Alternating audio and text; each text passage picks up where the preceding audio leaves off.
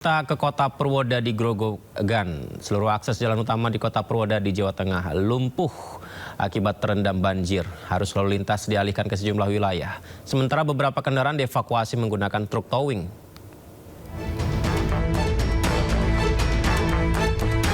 Hujan deras yang mengguyur kota Purwodadi Grobogan, Jawa Tengah sejak Minggu malam hingga Senin pagi membuat aktivitas kota lumpuh. Seluruh akses jalan utama terendam banjir dengan ketinggian mencapai 40 cm. Akibatnya kemacetan panjang terjadi di beberapa titik khususnya di jalur Grobogan Solo.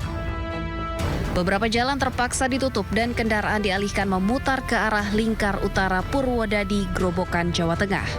Dampak banjir khususnya di kota Purwodadi di seputaran Bundaran Simpang 5 tergenang secara keseluruhan ketinggian 20-30 cm, sedangkan yang di Jalan R. Suprapto ini mencapai 40 cm.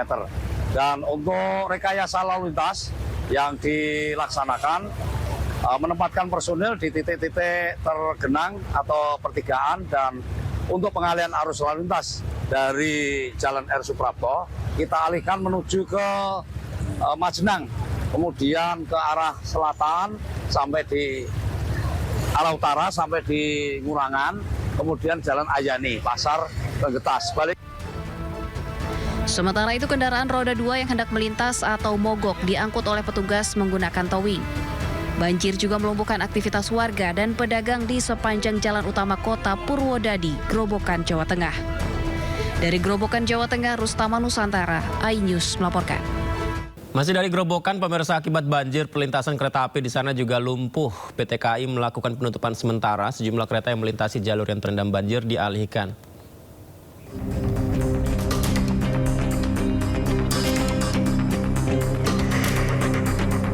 Debit air Sungai Tuntang meluap, merendam dan menutupi jalur rel kereta api Karangjati Gubuk, tepatnya di Desa Papanrejo, Grobogan, Jawa Tengah. Tanggul Kali Cabean di Dusun Kendal Sari, Desa Tanjung Sari saat ini sudah jebol.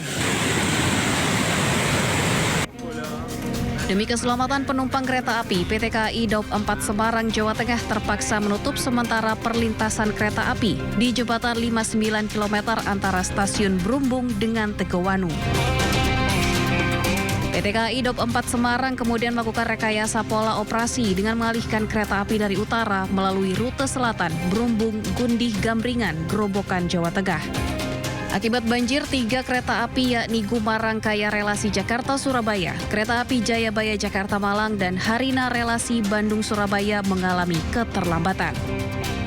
Setelah dilakukan perbaikan dan juga pengamatan yang detail terhadap kondisi jembatan, sekitar pukul 07.30, jalur kereta api yang sebelumnya dinyatakan tidak aman sudah bisa dilewati kembali oleh perjalanan kereta api dengan kecepatan terbatas.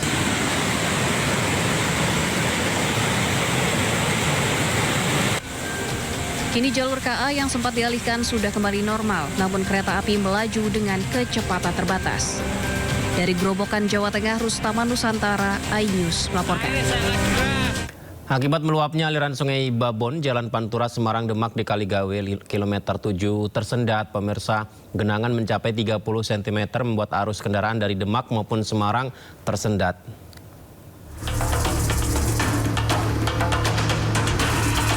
Banjir menggenangi Jalan Pantura Kaligawe sepanjang 1 km dengan ketinggian 20 hingga 30 cm. Banjir disebabkan meluapnya Sungai Babon menggenangi sisi jalan dari arah Demak menuju kota Semarang. Arus lalu lintas dari Demak menuju Semarang tersendat karena harus melewati banjir.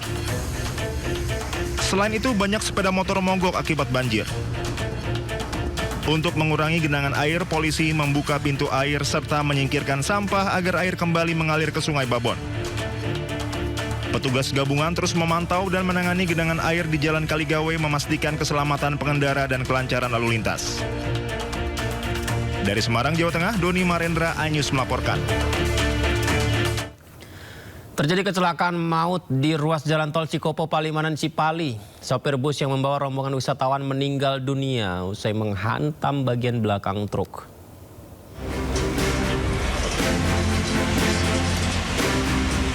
Bus rombongan wisata asal Banten yang sedang dalam perjalanan menuju Kabupaten Subang untuk berwisata ke kawasan Ciater terlibat kecelakaan di ruas tol Cikopo Palimanan atau Cipali, kilometer 78A, tepatnya di Kabupaten Purwakarta, Jawa Barat.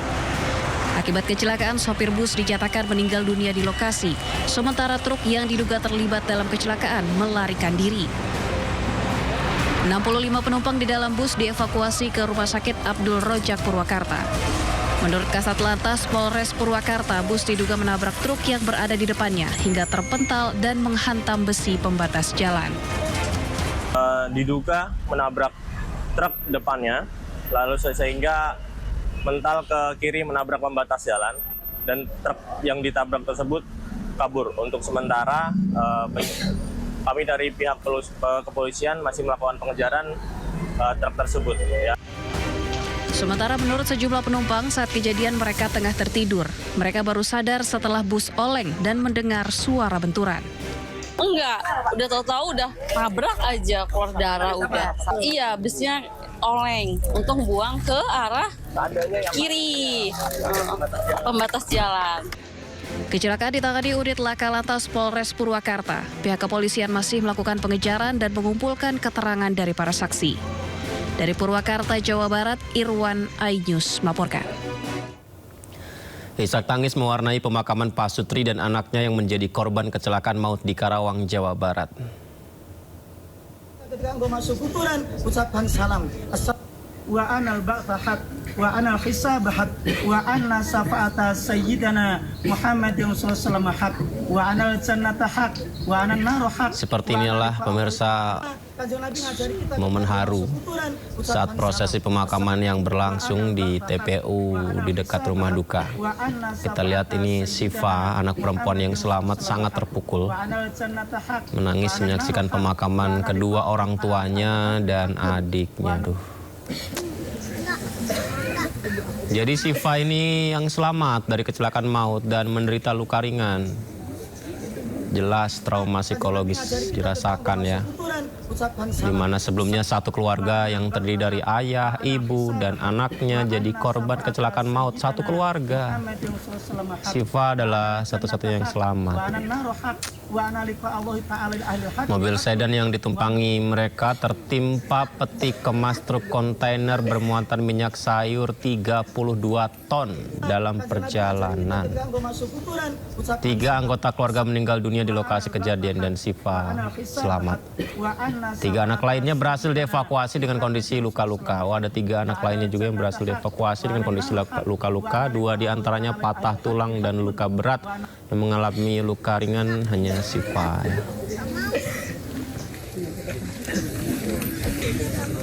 Dan ini adalah informasinya, pemirsa. Sebelumnya mobil yang ditumpangi satu keluarga tertimpa truk kontainer bermuatan 32 ton di Karawang, Jawa Barat.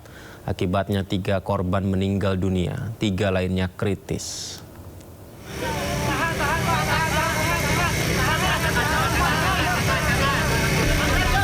Kecelakaan maut terjadi ketika sebuah mobil yang ditumpangi satu keluarga tertimpa muatan truk seberat 32 ton di Karawang, Jawa Barat. Kecelakaan terjadi sekitar pukul 20 WIB saat truk kontainer bermuatan minyak goreng kemasan memasuki gang kecil untuk melakukan bongkar muat. Ketika melintasi turunan curam, truk kehilangan kendali karena takut menahan beban muatan. Naas, tepat saat truk terbalik, sebuah mobil jenis sedan melintas hingga kecelakaan tak terhindarkan. Akibatnya 3 orang meninggal dunia di lokasi kejadian, sementara 3 korban lainnya selamat namun menderita luka parah. Petugas dari Polres Karawang menerjunkan 2 kendaraan derek serta alat berat untuk mengangkat kontainer. Masuki jalan sempit, kemudian hilang kendali, kemudian kontainer terguling, menimpa kendaraan sedan. Diketahui akses jalan di lokasi kejadian tidak diperuntukkan untuk truk. Kasus ini masih ditangani unit Laka Lantas Polres Karawang untuk menyelidiki dugaan pelanggaran yang terjadi. Dari Karawang, Jawa Barat, Rudi Setiawan, Ainis melaporkan. Ternyata sebuah bus Transjakarta, pemirsa, mengeluarkan asap hingga membuat penumpang panik. Asap tersebut muncul saat bus memasuki halte. Seperti inilah kondisinya pemirsa. Kepanikan terjadi di halte bus Transjakarta, busway ya. Mengeluarkan asap pekat, semuanya berlari untuk menyelamatkan diri keluar dari bus. Infonya kebocoran radiator ini menyebabkan asap muncul di bus Transjakarta Koridor 9 halte Pancoran. Pihak Transjakarta sudah meminta maaf atas gangguan teknis ini dan melakukan evakuasi penumpang ke halte. Sementara pemberhentian sementara operasi armada untuk inspeksi. Transjakarta akan melakukan investigasi internal dan memeriksa 59 unit bus gandeng untuk memastikan standar kelaikan jalan terpenuhi. Ya, ini harus dipastikan ya.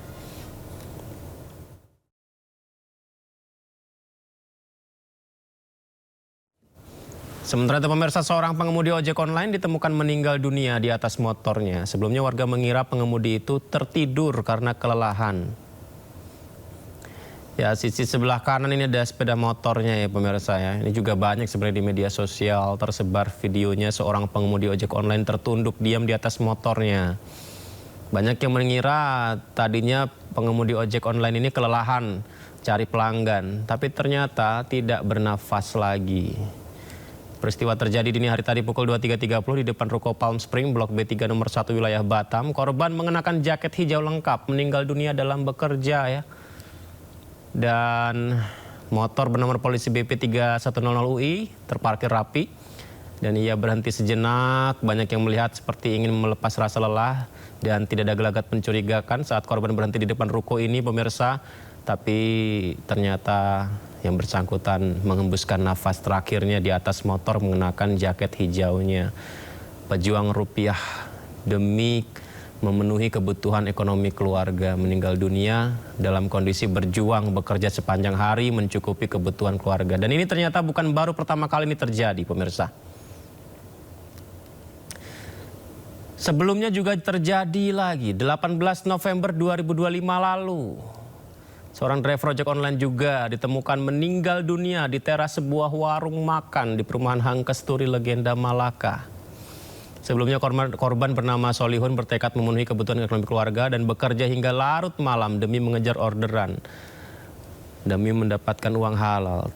Kemudian korban bercerita kepada teman-temannya merasa lemas, kelelahan dan izin pamit untuk tidur sebentar di teras. Namun ternyata itu menjadi istirahatnya yang selama-lamanya. Solihun ditemukan meninggal dunia sambil mengenakan jaket hijau khas ojek online seakan menunjukkan ya betapa kerasnya berjuang hingga akhir.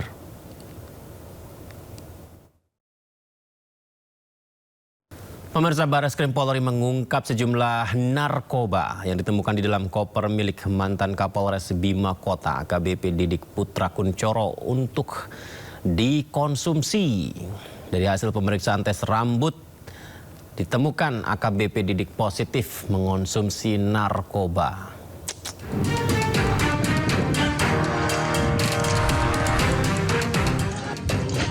Barreskrim Polri mengungkap sejumlah narkoba berbagai jenis yang ditemukan dalam koper milik mantan Kapolres Bima Kota AKBP Didik Putra Kuncoro. Koper berisi narkoba tersebut dititip di rumah Poluan Aibda Dianita Agustina yang merupakan bekas anak buah AKBP Didik sewaktu berdinas di Polda Metro Jaya. Kasub D3 Ditipit Narkoba Barreskrim Polri, Kombes Pol Zulkarnain Harhab mengatakan, berdasarkan keterangan tersangka, narkoba yang didapat AKBP Didik untuk dikonsumsi. Dari hasil pemeriksaan tes rambut, AKBP Didik positif mengonsumsi narkoba. Barreskrim Polri belum menemukan indikasi narkoba tersebut hendak dijual kembali oleh AKBP Didik. Nama AKBP Didik Putra Kuncoro mencuat ke publik setelah muncul dugaan keterlibatannya dalam kasus narkoba yang menyeret Kasat Reserse Narkoba Polres Bima Kota AKP Malaungi. AKBP Didik diduga menerima aliran dana sebesar 1 miliar rupiah dari seorang bandar narkoba yang menjadi pemasok sabu pada AKP Malaungi. Tim Liputan Anyus melaporkan. Kadif Humas Polri Irjen Pol Joni Edison mengonfirmasi bahwa hasil gelar perkara menyepakati peningkatan status AKBP Didik dari saksi jadi tersangka. Dengan penetapan ini penyidik akan segera melaksanakan proses hukum lebih lanjut dan tersangka dijerat pasal berlapis. DPK di daerah Tangerang dan menemukan barang bukti berupa narkotika jenis sabu sebanyak 7 plastik, klip dengan berat total 16,3 gram. Narkotika jenis ekstasi sebanyak 50 butir, pil aprosolam sebanyak 19 butir, pil Happy Vibes sebanyak 2 butir, dan terakhir ketamin sebanyak 5 gram. Khusus terhadap AKBP DPK telah ditetapkan sebagai tersangka dan dikenakan pasal 609 ayat 2 huruf A Undang-Undang Nomor 1 Tahun 2023 tentang KUHP, Junto Undang-Undang Nomor 1 Tahun 2026 tentang penyelesaian pidana, dan pasal 62 Undang-Undang Nomor 5 Tahun 1997 tentang psikotropika.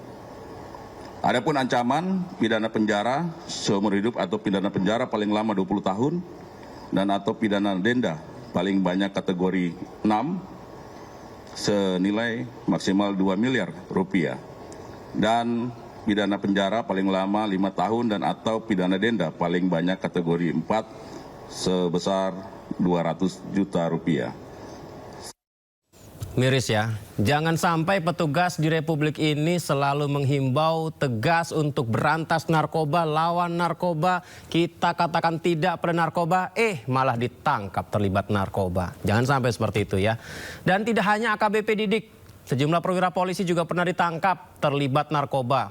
Kami hadirkan berikut daftarnya. Jaringan narkotika makin terang-terangan bermain dengan penegak hukum.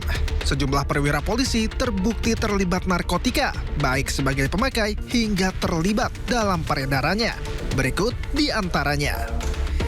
Mantan Kapolda Sumatera Barat, Irjen Teddy Minahasa. Ia dinyatakan bersalah mengedarkan narkotika jenis sabu seberat 5 kg dan divonis hukuman penjara seumur hidup pada 2023 lalu. Kasus Teddy juga menyeret ex-Kapolres Bukit Tinggi AKBP Dodi Prawira Negara. Dodi diperintahkan Teddy menjual sebagian barang bukti sabu kepada warga sipil.